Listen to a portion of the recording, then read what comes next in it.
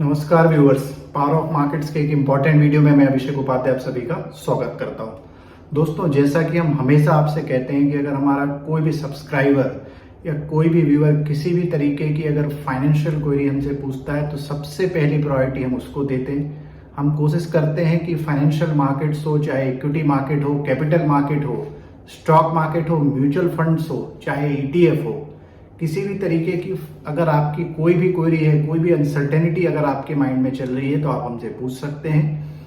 हम कमेंट्स के माध्यम से, ईमेल के माध्यम से और साथ ही साथ वीडियो के माध्यम से आपकी क्वेरी रिजॉल्व करने की पूरी कोशिश करते हैं। एक हमारे व्यूअर्स ने हमसे ओएनजीसी का एक एनालिसिस पूछा था, हमने वो वीडियो बना के आपके सामने रखा।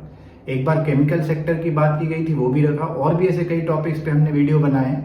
और अभी कल हमारे एक व्यूअर्स ने पूछा है कि भाई स्टॉक मार्केट में चूंकि अभी इनकम टैक्स जो है, जो नॉर्मल लोग हैं उनको जो इनकम टैक्स फाइल करने की जो लास्ट डेट है वो 31 जुलाई है।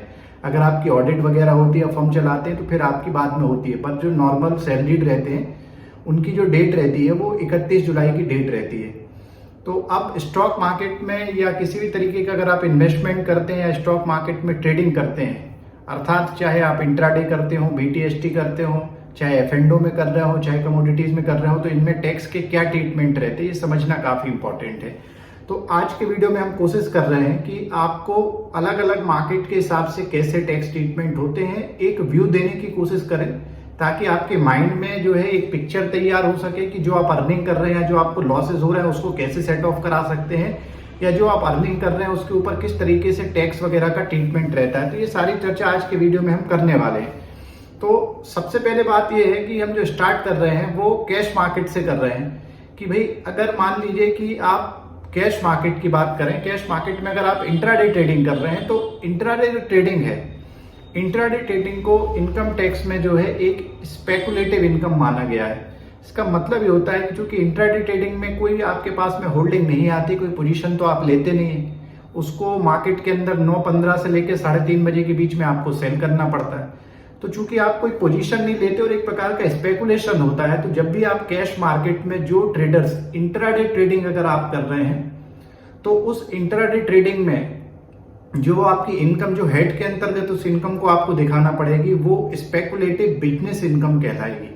अब चूंकि ये बिजनेस इनकम है और स्पेकुलेटिव बिजनेस इनकम है, तो इसमें अगर आपको किसी भी तरीके का प्रॉफिट होता है किसी फाइनेंशियल ईयर में, तो उसमें जो टैक्स का ट्रीटमेंट है वो इस तरीके से रहेगा कि जो भी आपका इनकम टैक्स का स्लैब है, जैसे ओल्ड रिजीम की बात करें कि 0 से 2.5 लाख तक जो है एग्जेम्प्टेड है, फिर 2.5 लाख से 5 लाख के बीच में जो है 5% है, 5 लाख के ऊपर 10 लाख तक 20%, इस तरीके से। तो जो आपका इनकम टैक्स स्लैब है उसमें जो आपको इंट्राडे कैश से जो स्पेकुलेटिव बिजनेस इनकम होगी उसके ऊपर टैक्स उस तरीके से आपको देना पड़ेगा। नंबर पहला पॉइंट। दूसरी पॉइंट ये है कि मान लीजिए कैश मार्केट में आप शॉर्ट टर्म इन्वेस्टिंग करते हैं। अब शॉर्ट टर्म इन्वेस्टिंग की इनकम टैक्स के हिसाब से परिभाषा ये है कि भाई अगर आप किसी स्टॉक को परचेज करते हैं और उसको 1 साल के लिए अगर रखते हैं आपका जो होल्डिंग पीरियड है वो लेस देन 12 मंथ्स है, तो वो उसमें जो भी आपको गेन होगा वो शॉर्ट टर्म गेन कहलाता है, उसको शॉर्ट टर्म कैपिटल गेन कहते हैं। तो अब ये जो शॉर्ट टर्म कैपिटल गेन हुआ है इसमें टैक्स का ट्रीटमेंट जो है वो इस तरीके से होगा कि इसमें आपको फ्लैट 15% के हिसाब से टैक्स का ट्रीटमेंट होगा। मान लीजिए कि अगर आपको 3 लाख रुपए की इनकम होती है तो उसके ऊपर जो इनकम टैक्स आपको देना पड़ेगा, 3 लाख रुपए का अगर आपको शॉर्ट टर्म कैपिटल गेन होता है तो उस पर 15% के हिसाब से आपको टैक्स पे करना पड़ेगा, और ये जो टैक्स है ये short term capital gain tax कहलाता है। अब मान लीजिए कि आप लॉन्ग टर्म के इन्वेस्टर हैं और आपका किसी स्टॉक में, और स्टॉक्स के साथ साथ हम इसमें म्यूचुअल फंड्स की भी बात कर ले रहे हैं, हम इसमें ETF, exchange traded fund, index funds वगैरह की भी बात कर ले रहे हैं जो इक्विटी और इक्विटी ओरिएंटेड म्यूचुअल फंड्स हैं।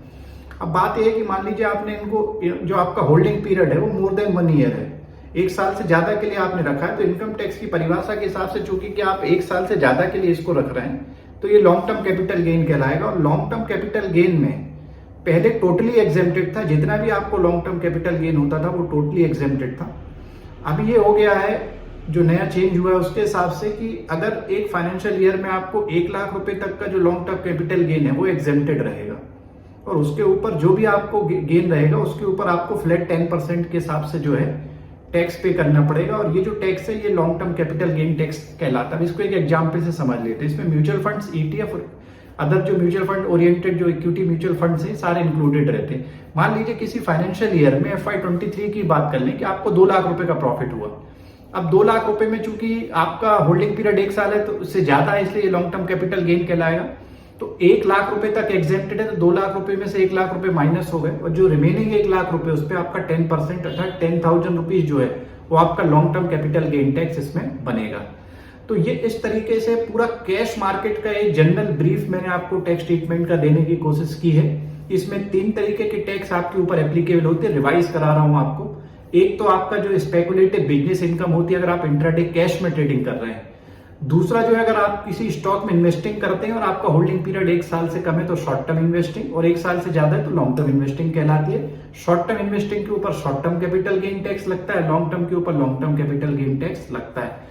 अब दोस्तों F&O की बात कर लेते, फ्यूचर एंड ऑप्शंस की बात करते, इसके अंतर्गत डेरिवेटिव्स भी आ जाएंगे, इसके अंतर्गत कमोडिटीज में भी जो डेरिवेटिव रहते हैं वो भी आएंगे, और इसके अंतर्गत करेंसी के भी फ्यूचर और ऑप्शंस आ जाएंगे। अब मान लीजिए आप F&O में ट्रेडिंग करते हैं, इससे अगर आपको कोई इनकम होती है तो ये इनकम टैक्स के हिसाब से नॉर्मल बिजनेस इनकम कहलाती है।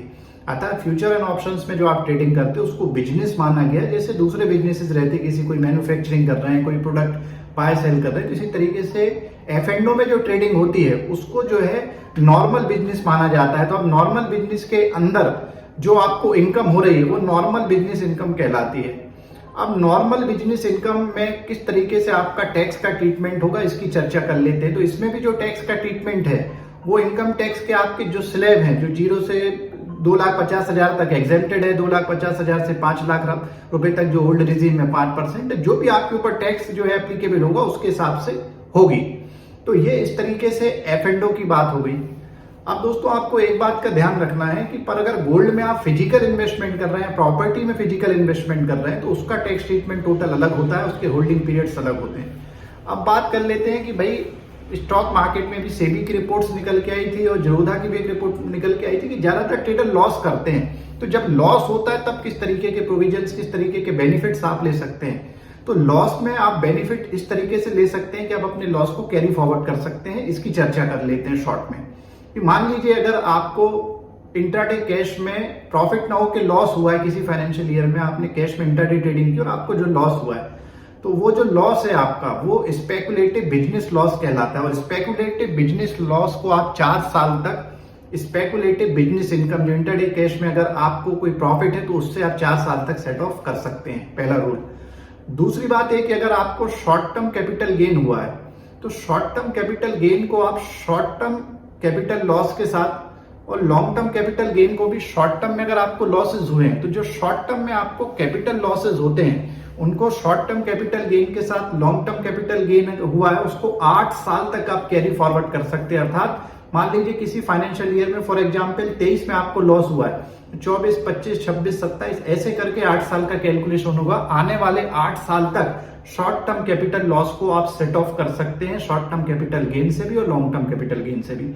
अब लॉन्ग टर्म कैपिटल लॉस की बात करें, अगर आपको मान लीजिए कि मार्केट के अंदर लॉन्ग टर्म में कैपिटल लॉस हुआ है, अब जो लॉन्ग टर्म में कैपिटल लॉस होता है तो उसको आप लॉन्ग टर्म कैपिटल गेन जो आपको आगे प्रॉफिट अगर होता है तो उससे आप सेट ऑफ कर सकते हैं, और ये सेट ऑफ भी आप 8 साल तक कर सकते हैं। डेरिवेटिव्स की बात करें, क्योंकि डेरिवेटिव्स में जो इनकम होती है वो बिजनेस इनकम कहलाती है, तो इसमें भी जो लॉस हुआ है उसको भी अगले 8 साल तक आप रेगुलर बिजनेस जो अगर इनकम होती है आपको तो उससे आप सेट ऑफ कर सकते हैं, अर्थात लॉसेस को सेट ऑफ कर सकते हैं।